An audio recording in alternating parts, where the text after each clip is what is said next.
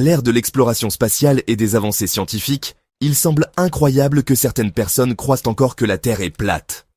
Pourtant, la théorie de la Terre plate persiste, curieuse relique du passé qui s'accroche obstinément au présent. Comment est-ce possible?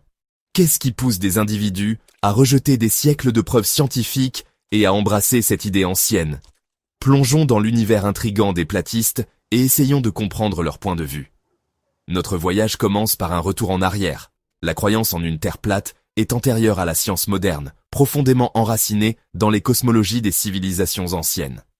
Sans les outils et les connaissances nécessaires pour comprendre la véritable nature de notre planète, il était facile de percevoir la Terre comme un plan plat, le centre de toute existence.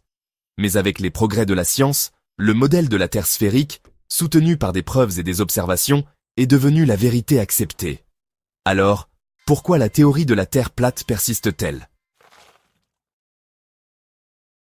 Pendant des siècles, une Terre plate n'était pas un sujet de débat, mais une réalité acceptée.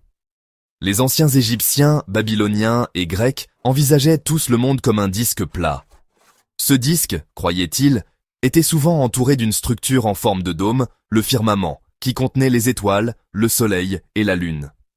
On pensait que ces corps célestes se déplaçaient à travers le firmament, leurs mouvements dictant le jour et la nuit.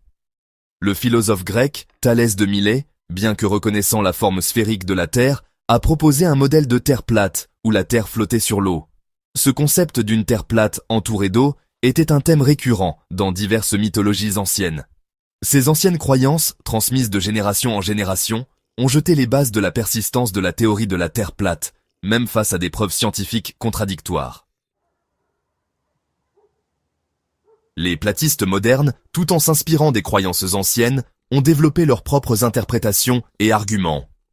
Ils rejettent souvent les preuves scientifiques comme faisant partie d'une grande conspiration, orchestrée par les gouvernements et les organisations scientifiques.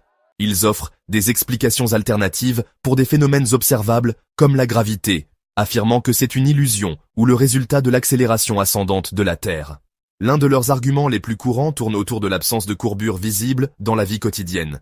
Ils soulignent l'horizon apparemment plat comme preuve que la Terre n'est pas une sphère. Ils remettent également en question la validité des images de l'espace, affirmant qu'elles sont fabriquées pour tromper le public. Ces arguments, bien que facilement réfutés par le raisonnement et les preuves scientifiques, mettent en évidence le scepticisme et la méfiance qui alimentent souvent la croyance en une Terre plate. La persistance de la croyance en une Terre plate, malgré des preuves accablantes du contraire, soulève des questions intrigantes sur la psychologie humaine et la nature des systèmes de croyance. Plusieurs facteurs contribuent à l'attrait de la théorie de la Terre plate. Pour certains, elle procure un sentiment de contrôle et de compréhension dans un monde qui peut sembler de plus en plus complexe et chaotique. Internet et les réseaux sociaux ont joué un rôle important dans la propagation de la théorie de la Terre plate. Les plateformes en ligne permettent aux personnes partageant les mêmes idées de se connecter, de partager des idées et de renforcer leurs croyances mutuelles, créant des chambres d'écho où les voix dissidentes sont souvent réduites au silence. L'attrait d'appartenir à une communauté, en particulier une communauté qui remet en question la pensée dominante, peut être puissant. Abonnez-vous pour plus de mystères.